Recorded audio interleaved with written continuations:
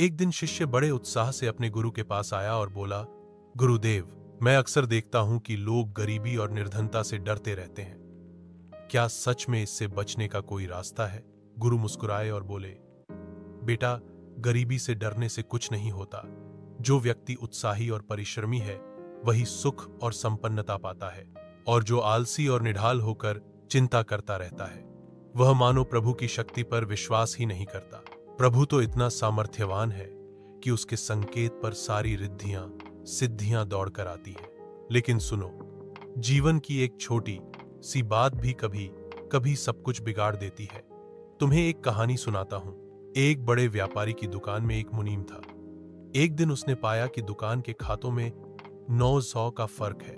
मुनीम ने सोचा, चलो थोड़ा हिसाब मिलाता हूं। लेकिन जितना जोड़ता उतना गड़बड़। उसने दिन रात जोड़ घटाना किया। 3 सप्ताह तक बेचारा नींद भी न सो पाया।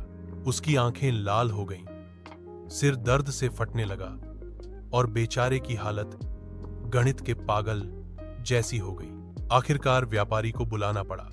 व्यापारी ने किताब उठाई और नए सिरे से हिसाब देखने लगा। थोड़ी ही देर में खाता सामने आया। पूरा 2900 लिखा था। व्यापारी हैरान हो गया। अरे, यह क्या?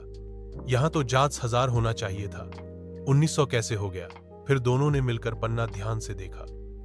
अचानक मुनीम चीखा, गुरुजी, नहीं नहीं, मालिक जी, देखो देखो।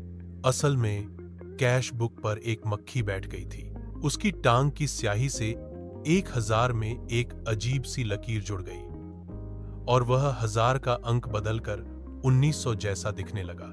व्यापारी हंस पड़ा। ओहो, तो 3 हफ्तों से तुम जिस गणित की पहेली से जूझ रहे थे उसका कारण यह नन्ही सी मक